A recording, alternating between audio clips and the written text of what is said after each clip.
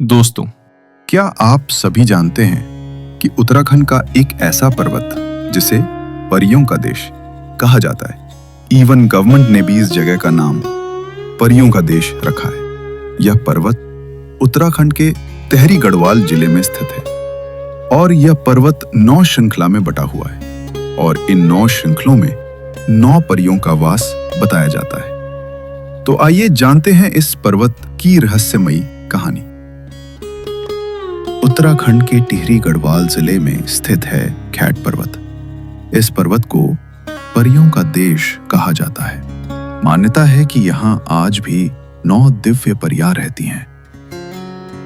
यह पर्वत ऊंचाई पर बसा है।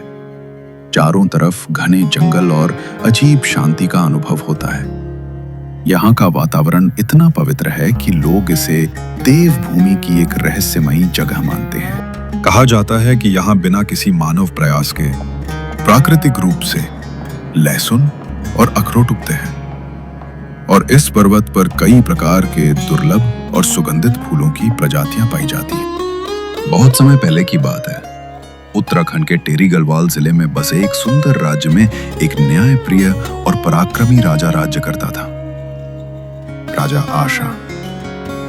उनकी रानी का नाम था देवा, जो रूप में जितनी सुंदर थी, गुणों में उतनी ही महान।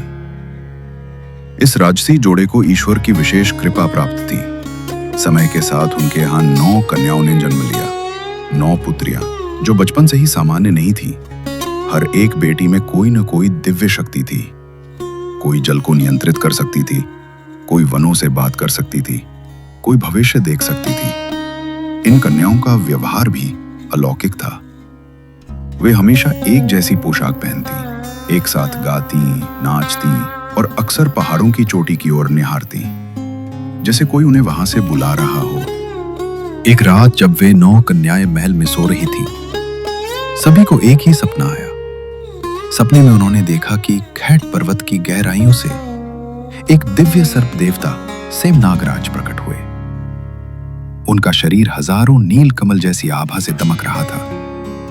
वे एक विशाल सर्प के रूप में थे, पर मुख और नेत्रों में मानवीय करुणा थी। सेम नागराज ने कहा, हे राजकन्याओं, तुम्हारे जन्म का उद्देश्य केवल इस धरती पर नहीं है। तुम 9 शक्तियां हो। धरती, जल, वायु, अग्नि, आकाश, चंद्र, सूर्य, ज्ञान और प्रेम की मूर्ति।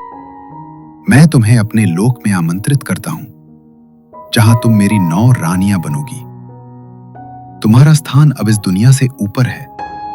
खैट पर्वत की आत्मा तुम्हारी प्रतीक्षा कर रही है। जब अग्नि सुबह कन्याएं जागी, वे स्तब्ध थी। सबने एक दूसरे को देखा, तभी कुछ अजीब घटा। पूरा गांव अंधकार में डूब गया। सूरज तब छिप गया। पशु पक्षी शांत हो गए। पेड़ हिलने बंद हो गए।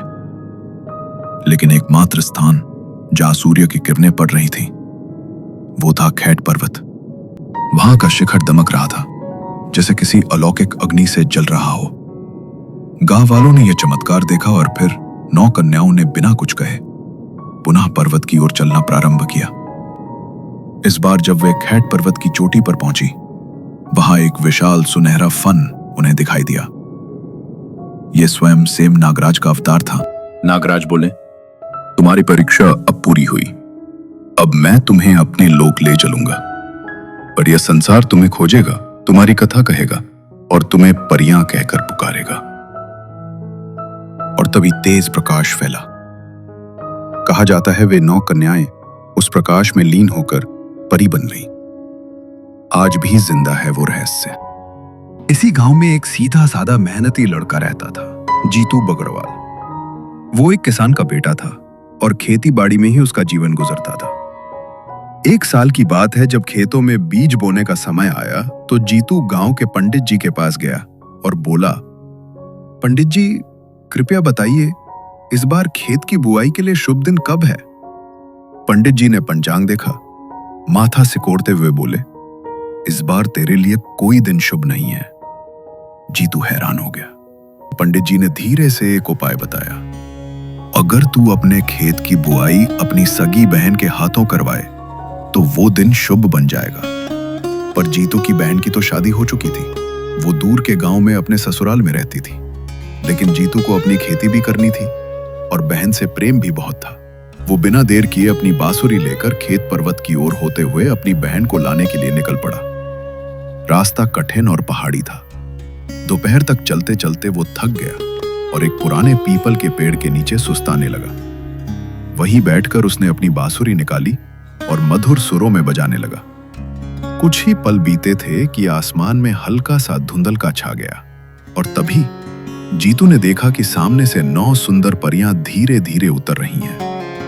उनके पांव धरती पर नहीं पड़ रहे थे, वे हवा में तैरती हुई लग रही थीं। उनके वस्त्र चांदनी जैसे चमक रहे थे और उनके नृत्य ने मानो समय को थाम लिया था। एक परी मुस्कुराकर जीतू से बोली, हे बांसुरी वादक, तू हमारा पसंदीदा बन गया है।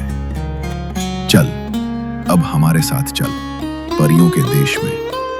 वहां तुझे सुख, समृद्धि और अमरता मिलेगी। जीतू थोड़ी देर शांत रहा, फिर धीरे से बोला, हे देवियों, मेरा सौभाग्य है कि आपने मुझे बुलाया, लेकिन मेरा खेत मुझे बुला रहा है।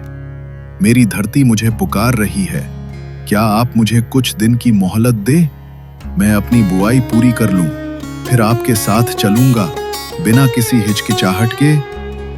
परियां आपस में कुछ फुसफुसाईं और फिर सबसे बड़ी परी ने कहा, ठीक है जीतू, तुम्हें 9 दिन की मोहलत मिलती है।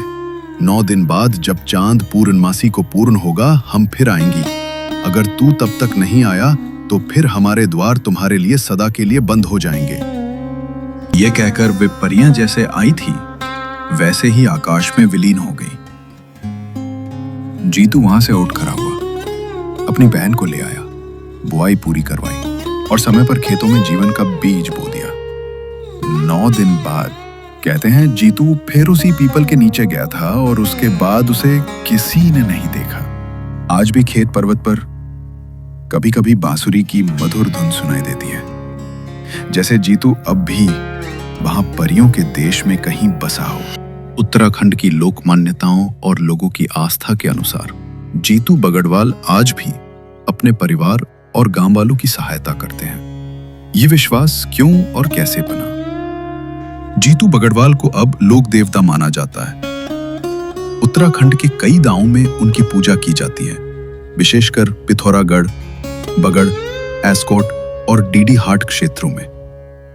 आज भी यहाँ की वादियां उन 9 दिव्य परियों की उपस्थिति की गवाही देती हैं, जो न सिर्फ यहाँ की प्रकृति की रक्षा करती हैं, बल्कि आसपास के गांवों की भी रक्षक मानी जाती हैं। परियां जिन गांवों की रक्षा करती हैं, थात गांव, खेत खाल मंदिर, स्थल पीड़ी पर्वत, खेत पर्वत, मुख्य केंद्र, चौदार गांव, आसपास के कुछ और छोटे गांव भी इनके प्रभाव क्षेत्र में माने जाते हैं। खेत खाल मंदिर जहां परियां आज भी आती हैं। खेत पर्वत की तलाड़ी में स्थित खेत खाल मंदिर को परियों का मंदिर कहा जाता है। ग्रामीणों का कहना है कि मंदिर में जो देवी की मूर्ति है, उसकी पूजा करने हर पूर्णिमा की रात परियां खुद आती हैं।